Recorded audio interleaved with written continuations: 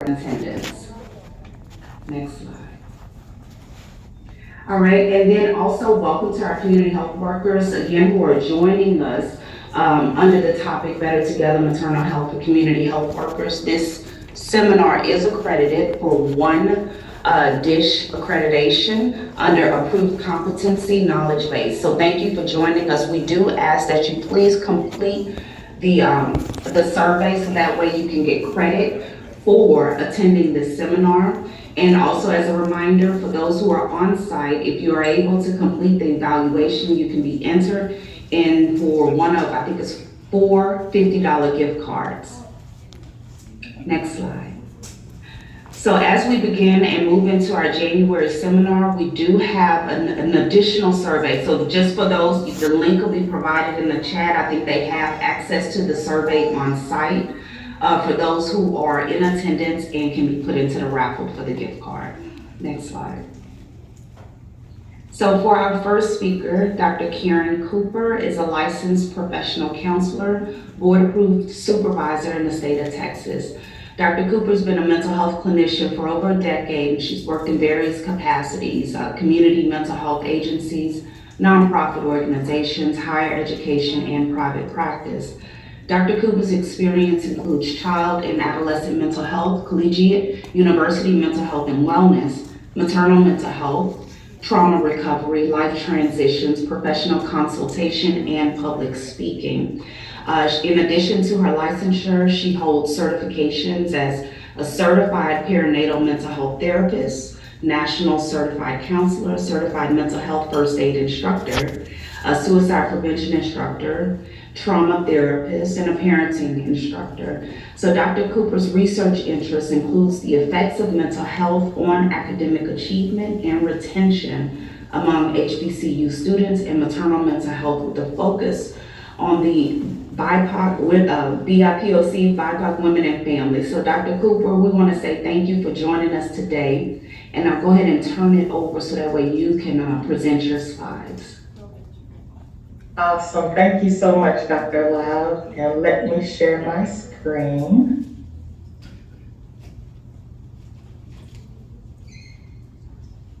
All right, and minimize this.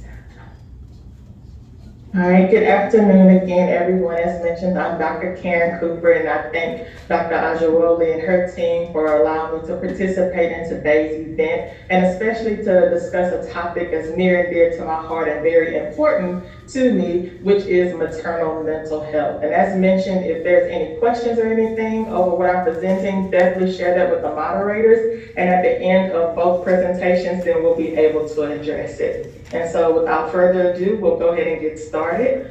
My presentation is entitled Maintaining Mental Health on the Pathway to Positive Maternal Mental Health. So as we talk about maternal health, my focus will be on the mental health aspect of that.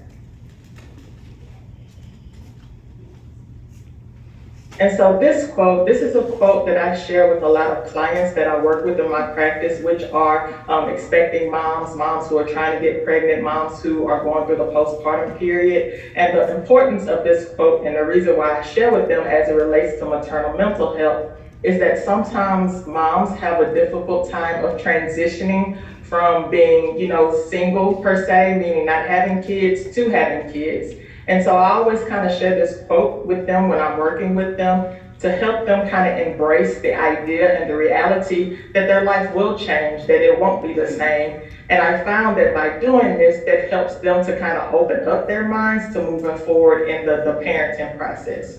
And so the quote reads, "Whether your pregnancy was meticulously planned, medically coaxed, or happened by surprise, one thing is certain, your life will never be the same." And I believe Catherine Jones hit the nail on the head with that quote, because if you all, any of you, in the audience and participants are mothers, you know just how much that your life changes once you become a parent or a mother. Also, I would like to give a trigger warning.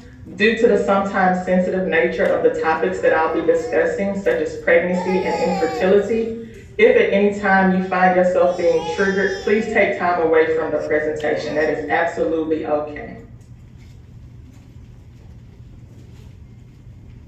So the what? What will I be discussing today? The first part of my presentation will cover common issues that negatively impact perinatal mental health.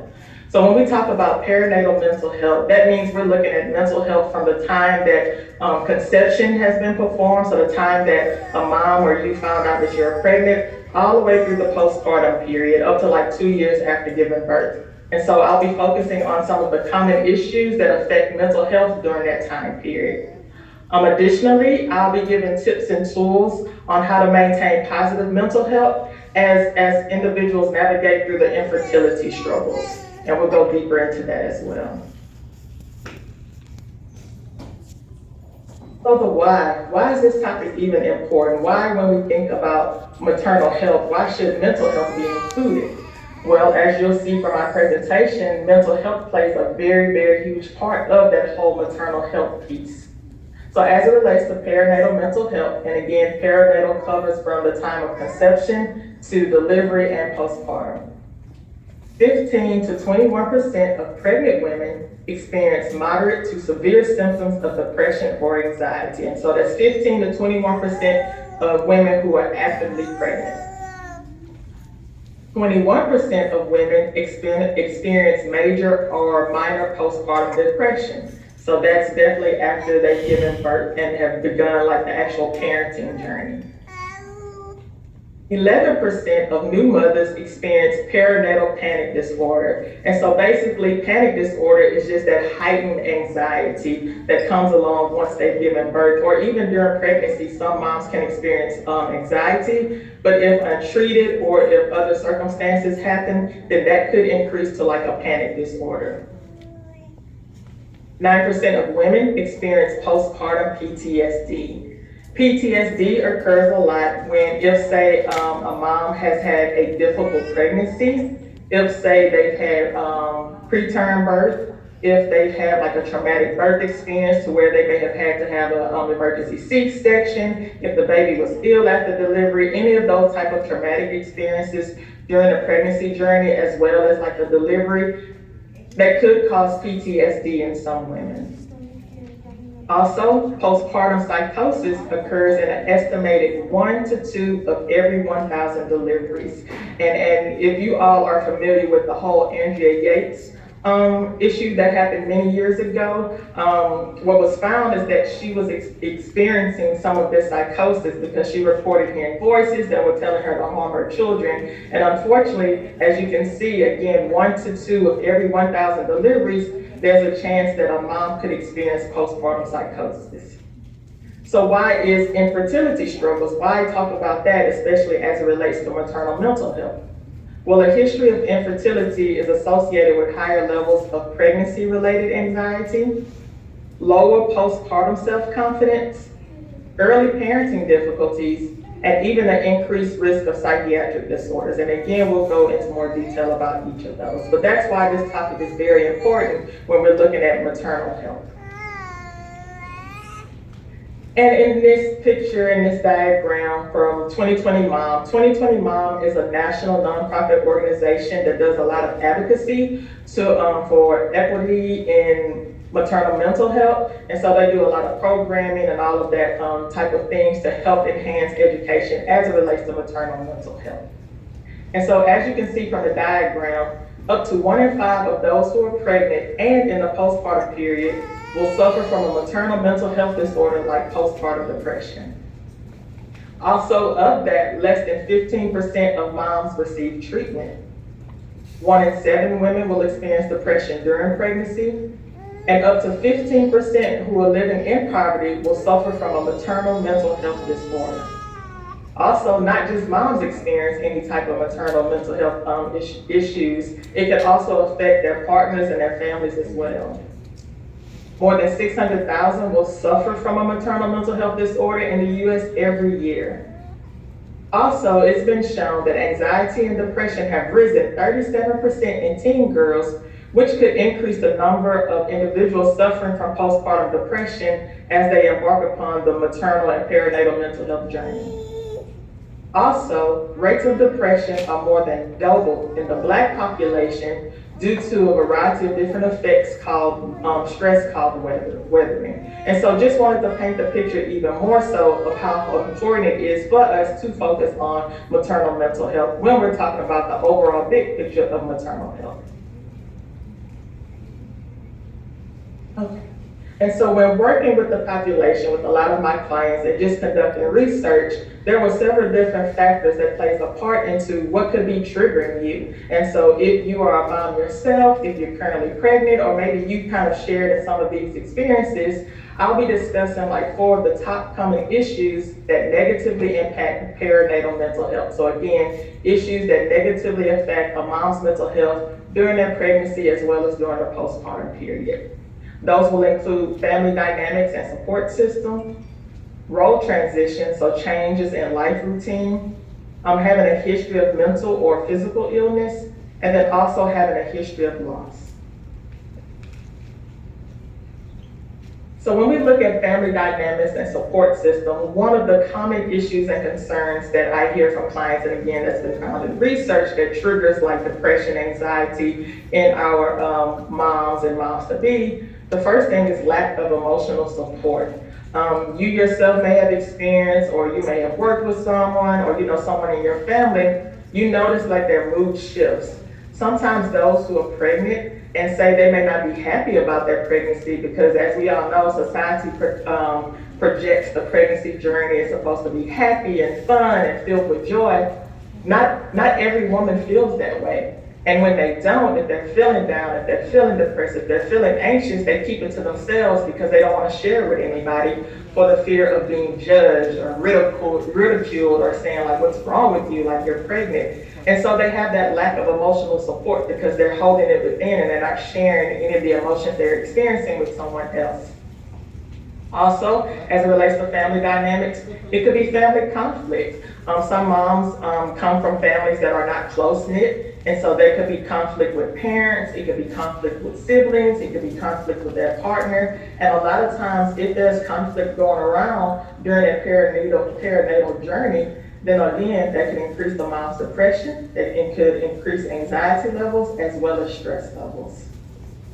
Also, poor communication. What I find is that sometimes when moms are feeling like they have a lack of emotional support, they kind of assume that people should show up for them in certain ways. Like, why don't they call and check on me? Why don't they come over and see, how I'm doing? And they're not realizing that they're not able to communicate effectively exactly what they're needing. And so a lot of work that I do is teaching them how to advocate for themselves, how to be able to communicate better if they're dealing with something emotionally, if they're needing something. So again, a lot of times a breakdown in communication, whether it's on the mom's end or either the partner's end or the family ends, that could also make the mom feel isolated, which in turn leads to like depression and anxiety. Again, lack of overall support, not having a really strong village. There's moms, who may not have parents. Their parents may have been deceased or they were the only child. They may not have a partner. They may not have friends that they can depend on. And so that overall support system is not there. And so that means they're having to navigate the pregnancy alone. They're having to navigate if they're working, if they're in school. They're having to pretty much navigate life alone. And again, that can increase the stress levels, the anxiety, as well as the depression. And then lastly, something that we're unfortunately seeing more and more in the news, especially since the COVID pandemic, is domestic violence. Unfortunately, there's a lot of emotional abuse, physical abuse, financial abuse, sexual abuse that's going on. And who can really relax and focus on growing or nurturing not only themselves, but the baby if they're experiencing that type of toxic environment? So domestic violence is also one of those family dynamics that could really trigger like an adverse effect on maternal mental health. So role transitions and change in life routine. If I was there in person, I would ask for a show of hands of those who are moms and parents, how much you feel like your life is the same as it was before having kids.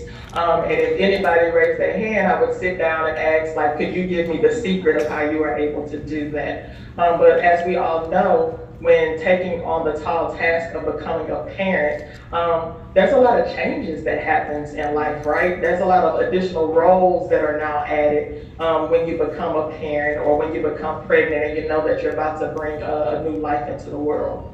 One of the top parts of that I find that the moms that I work with have is that lack of freedom.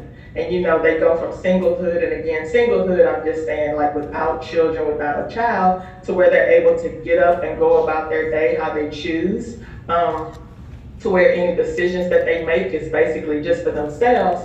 But now that you have invited and created new life, that freedom doesn't look the same. And so sometimes that becomes frustrating. Sometimes that becomes depressing for moms because they're not able to do what they normally would have prior to embarking upon the perinatal journey. Another part of the role transition and change in life routine is expectations versus reality. I know I have younger cousins that I would always kind of joke with and laugh with when, they would find out they were pregnant. Oh, I can't wait till I have the baby. I'm gonna do this and I'm gonna do that. And I'm just sitting like, oh, okay. Tell me more. Tell me more about what you're gonna do. And so having those expectations of this is what life is gonna look like, this is what parenthood is gonna look like, this is what my pregnancy is gonna look like, this is what my delivery is gonna look like, you're excited, you're happy. But unfortunately, sometimes what happens is that reality does not meet those expectations. The pregnancy may not be as smooth as you would have imagined. The delivery may not come as you would have wanted it. Maybe you wanted a vaginal delivery, but unfortunately had to have a C-section. Once the baby is here, maybe you thought that you would be able to sleep for like 8 to 10 hours when the baby first comes home. And the reality is that the baby is waking you up every 2 to 3 hours. And so sometimes for some moms and families, their reality is a difficult transition because they've been so invested into that vision, those expectations that they had. Another change that happens, and some of you may have experienced this, or you've heard from like family members, or again, those who you work with, the relationship dynamics with the partner. Before a baby is introduced, the intention is on each other, date nights, all of those fun things. But when a baby is introduced into a picture, sometimes those relationship dynamics change. Sometimes the one partner is going back to work and taking care of the financial aspects, and then the mom is at home, every day, all day with the baby, not being able to again have that freedom that they had once before. And so sometimes those dynamics can definitely increase stress as well as depression with our new moms. Another part of that is a loss of self-identity. I come across a lot of women who just say, like, I just don't know who I am anymore. Like, this isn't what I was expecting. Like, I'm not able to do X, Y, and Z. I don't know what my purpose in life anymore. And so it's almost losing that self-identity because once they become pregnant, a lot of times it's all about the baby. Just think about how many times you may have asked, or when you were pregnant, people may have asked, oh, how's the baby? How's the baby? And you're standing there like, hey, how about me? How about asking how I am? And so sometimes, again, women, they just experience that loss of self-identity too. Another common issue that affects mental health during the perinatal journey is having a history of mental and physical illnesses. On the mental side, having a family history of mental illnesses. Research has found that if, like a pregnant mom, say her mother, a maternal grandmother, or her maternal aunts, if they've experienced something such as postpartum depression, that actually increases the chance of that mom experiencing postpartum depression as well.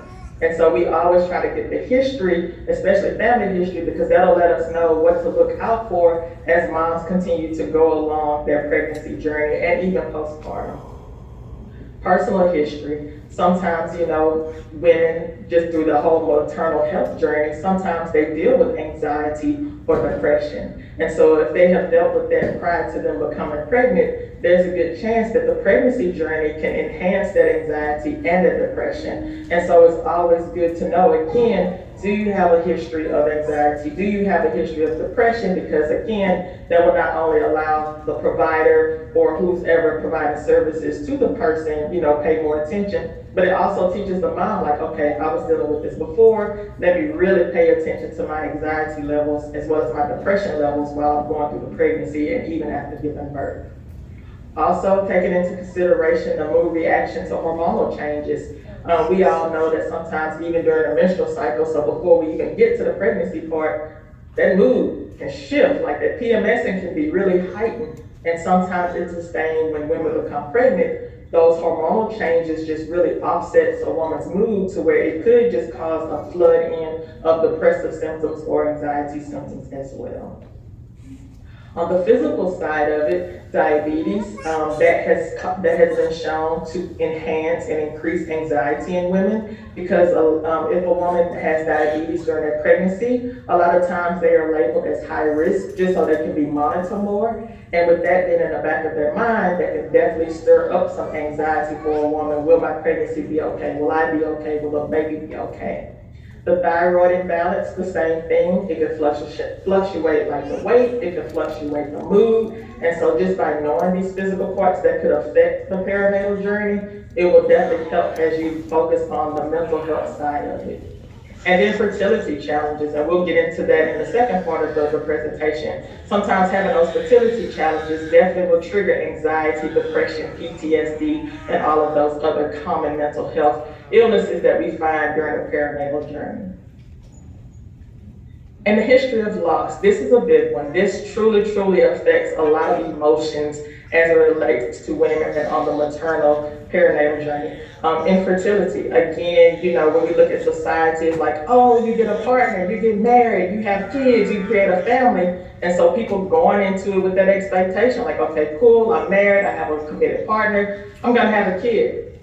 And then when that doesn't happen, it's like, well, what's going on? What's happening? This isn't how things are supposed to be. So the infertility, that's almost a loss of parenthood for some. Some feel like, you know what, I'm losing out on this opportunity of being able to be a parent. Miscarriage, unfortunately, sometimes people are excited, they do get pregnant, they find out they're pregnant, but then unfortunately they suffer a miscarriage. That can definitely lead to depression, but then also can lead to anxiety of, if I get pregnant again, will this happen again? Neonatal infant loss, this can be due to like a preterm birth, giving birth before the 38 to 40 weeks, and then the baby not surviving that early birth. Again, that can lead to depression and definitely anxiety. Will this happen again? I'm scared, to get pregnant. I don't want to experience this type of trauma again. Stillbirth, unfortunately having to give birth to a baby who's no longer living has definitely been very traumatic. It can definitely trigger the postpartum PTSD in moms and definitely the anxiety as well as depression.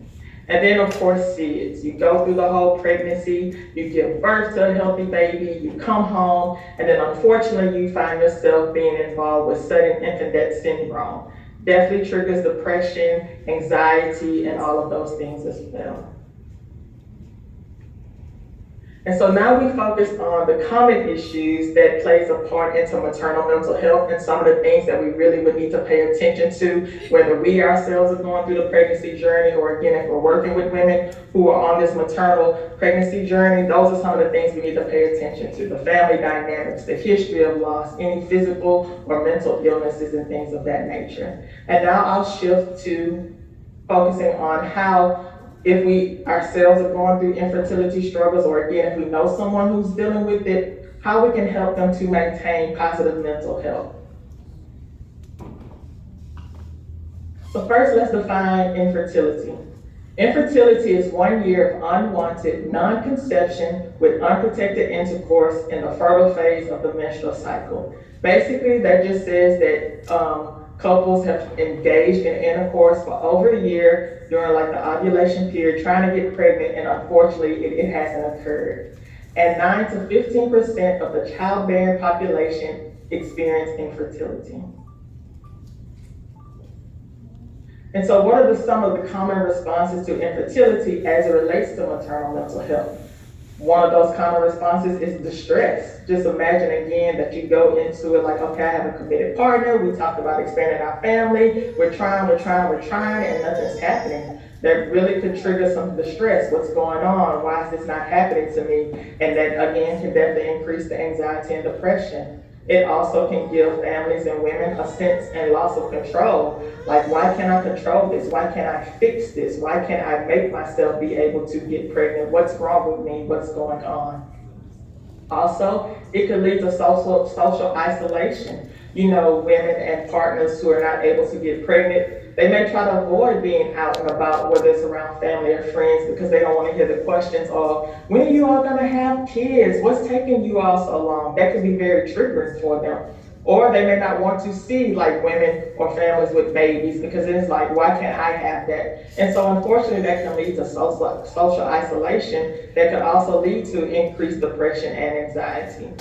And then low self-esteem. Again, what's wrong with me? Why can't I have kids? Why can't I have babies? Why is it this way for myself? And so all of those are common responses to infertility struggles.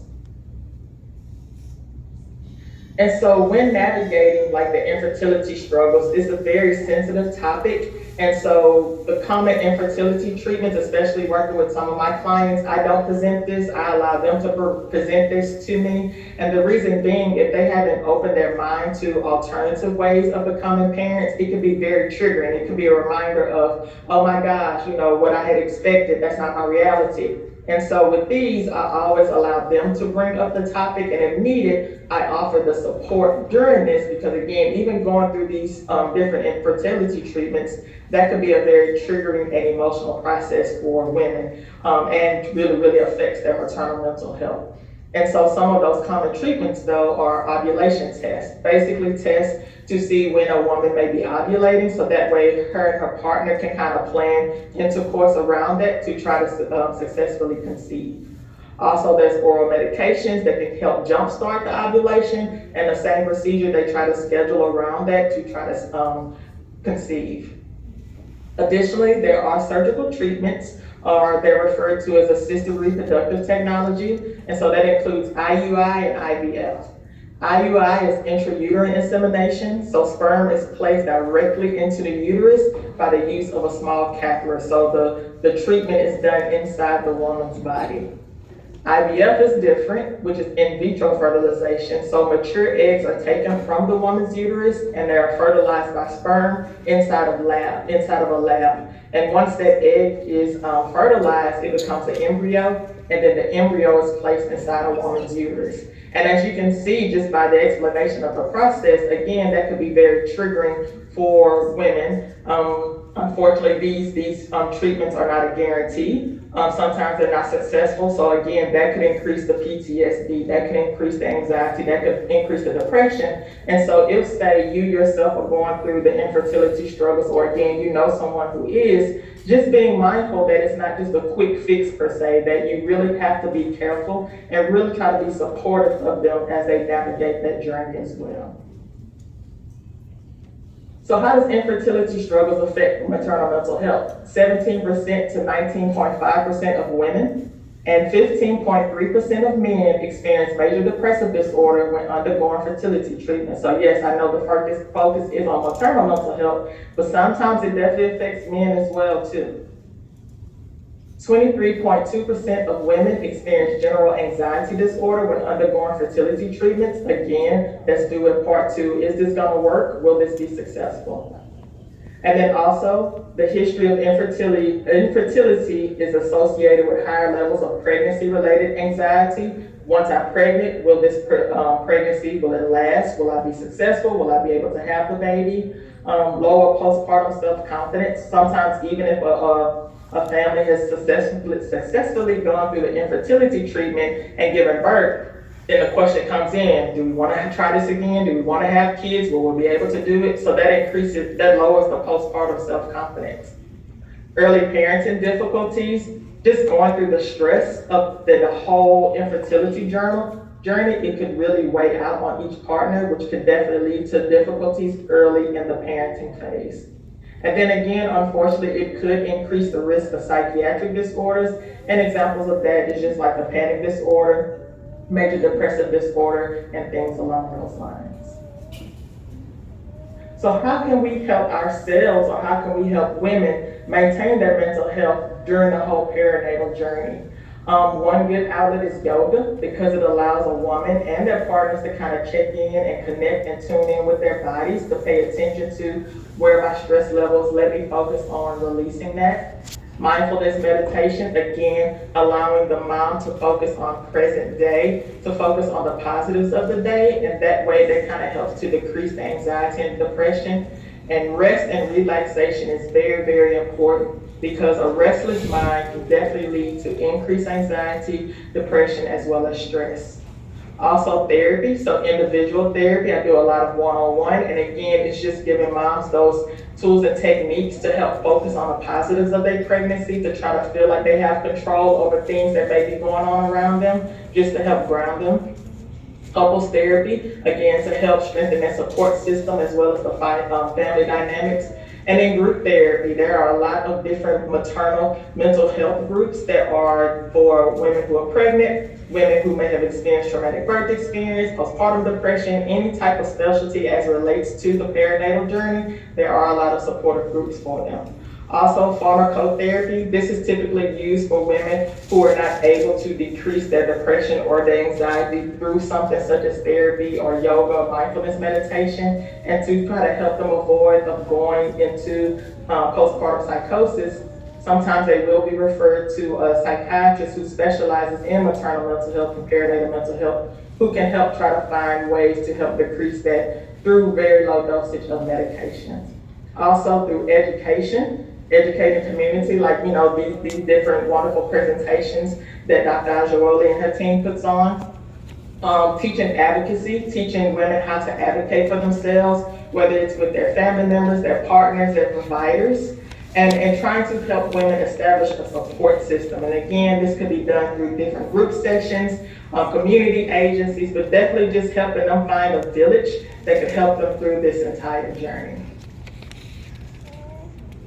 And another quote, and as you can see, I like to use a lot of quotes. This one reads, "The world gives you so much pain, and here you are making gold out of it." The reason why I like this quote is because the perinatal journey, the pregnancy journey, the postpartum journey, it can be really, really difficult, for women, families, and things of that nature. But if you're able to help not only yourself or someone else to really focus on the good that's going on, that will be life-changing sometimes. And so I really love that quote. Again, the world gives you so much pain, but here you are making gold out of it. And so that concludes my presentation. Again, thank you all so much for allowing me to present to you on a very important topic, and I look forward to answering any questions that you may all have after the next wonderful presentation. Thank you again. Take that. We appreciate learning what you had to share. So we'll go. Thank you. All right, so don't go too far. We'll pull you back up in a little bit, okay? All right, so we'll go ahead and get ready for our next speaker. And so we'd like to introduce Ms. Anika. Ms. Anika is a trained and certified birth keeper doula in the greater Houston area. She has over a decade of experience serving mothers as a birth doula, postpartum doula, and a birth educator. In regards to being a doula, the importance of a doula, and this is something that is very important to me. As you heard in the bio about myself, I had a doula, and this is when I became very aware of the importance of having a doula and how a doula can help you.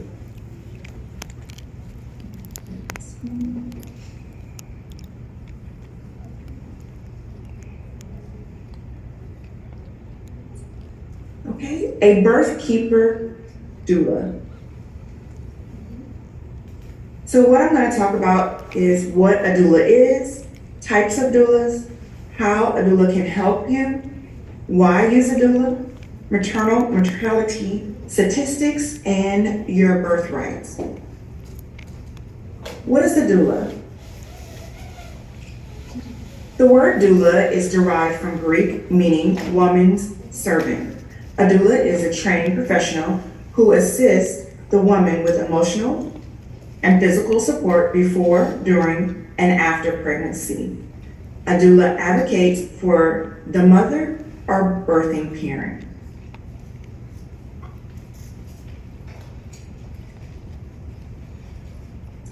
Types of doula. So you have a labor or birth doula. A labor or both birth doula is a doula that is preparing the mother for childbirth and providing ongoing support while they're in labor. So a lot of times when we think of a doula, some people get the misconception that a doula helps deliver a baby or they assist with that whole process of what a doctor may do during delivery, and that is not true. A doula is there to support the mother. She can also support the father as well, and then once the baby is born, support the baby. A postpartum doula, a postpartum doula is there to assist you in the first few weeks or months after or before you've had the baby. So in addition to offering this emotional support to help you and to adjust you with your life and with an infant. So like Dr. Cooper mentioned, a lot of times when women have given birth, their body goes through changes before and after birth. And a lot of times women have a hard time dealing with a lot of the tasks that they have to take on as a mother. And so as a postpartum doula, that doula can come in and assist the mother and the family with everyday needs that they normally would take on by themselves. That can consist of watching children if they have other children, cleaning the house, preparing meals, helping the mom with breastfeeding, helping or allowing the mom to breast, and that doula would take care of the baby while the mother breasts or while the father breasts, allowing time with the baby and showing the mom different things that they can do to adjust with their new lifestyle. Okay, and that's the doula. I'm hearing the language for the first time. How can a doula help? So, support from a doula can improve your childbirth experience during delivery and afterwards. Doulas improve healthcare outcomes, increase vaginal births as opposed to cesarean sections or C-sections as they're known, less use of pain medication during labor, shorter labor times, and increased breastfeeding.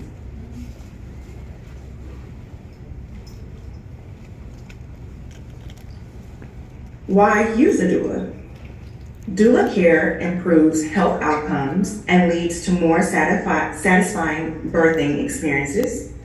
Doulas provide the client with comprehensive support that helps pregnant women make more informed healthcare choices throughout the pregnancy. Doulas help their clients implement healthy behaviors, effectively communicating with their healthcare providers, develop birthing plans, and mentally and physically prepare for the experience of childbirth and breastfeeding. And so with that support for implementing healthy behaviors, a lot of times, like Dr. Cooper mentioned, women don't have the tools, or the mothers don't have the tools to take on the task of being a new mother in regards to what do I do as a new mother? How do I be this new mother? How do I be myself? How do I help my partner? Where do I get the help from? And that's where a doula can step up and help. Also, a lot of times as a doula, I educate women in regards to having a birth plan so that you can take care of the birth that you would like to have. And then in the event something happens during labor, then your husband, your mate, your family, and your doctor can know what it is that you choose to happen. A lot of times we don't think about things that could go wrong during labor, but unfortunately there are things that can happen. And I will share with you later in regards to the statistics, African American women are dying at an alarming rate in regards to either before, during, or before they're even late, or when they're going into labor, or even after labor, or even when they have had a successful birth.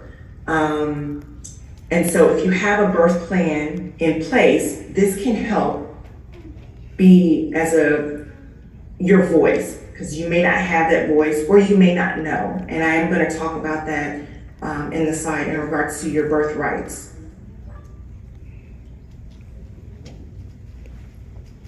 Maternal mortality statistics. Maternal mortality is the death of a woman during pregnancy, at delivery, or soon after delivery. It is a tragedy for her family and our community. About 700 women die each year in the U.S. as a result of pregnancy or its complications. In the U.S., the CDC reported that Black women experience maternal mortality 2 to 3 times higher than that of white women. Black women are 3 times more likely to die from a pregnancy-related cause than white women. And so I'm pretty sure, or maybe you have heard some of the stories that women have shared in regards to them having problems while birthing or after giving birth. And again, a lot of times we don't think about that in regards to something can happen to me or something can happen to my baby. And if that does happen, then what are my rights? What do I do? How do I handle this situation? How does my mate or my partner handle this situation? How does my family handle this situation? Because maybe the mom went in, she was having contractions, she was fine, and then she gave birth to a healthy baby. Her statistics could be high, depending on her health status before giving birth or during pregnancy, or things can happen. Sometimes women can bleed, they can bleed out, they can complain about symptoms that they're having, and for some reason, which is very unfortunate, a lot of our Black women, their voices are not being heard. They're telling doctors that they have a pain, they're cramping, something doesn't feel right. And sometimes nobody listens to them. And it's really unfortunate that it is happening. But most of the time, women have this intuition and are in tune with their bodies and know what's going on. So it's important for you to have someone to speak up for you or to have it documented in regards to what it is that you need for you and for your baby and for your family. So, the 3 commonly used measures of maternal deaths in the United States is pregnancy-associated mortality, pregnancy-related mortality, maternal mortality ratio.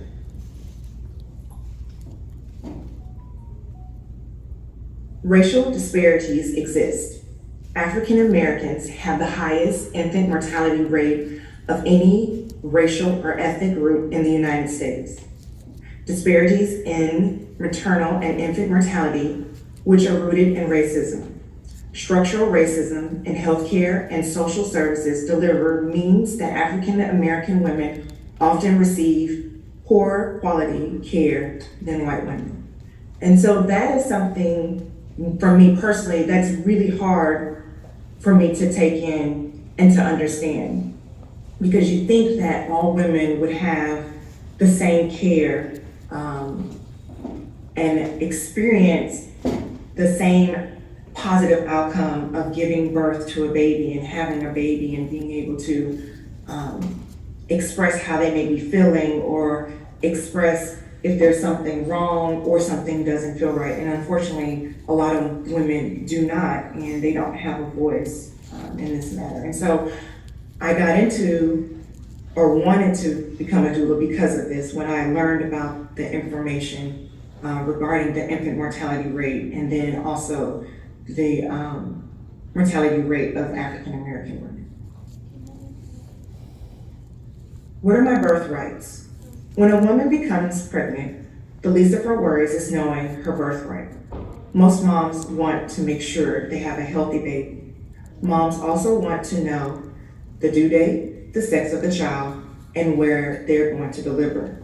So a lot of times you're not thinking of your birthrights, that you have to have a birthright to bring your baby into the world. But it's important to know your rights and how it will apply to you, your baby, and for your family. You have the right to choose your birth environment in a hospital, a birth center, or a home. You have the right to choose your provider, a midwife, or a doctor to attend your birth. You have the right to have support during your labor and birth from a family member, a partner, and a birth support worker such as a doula.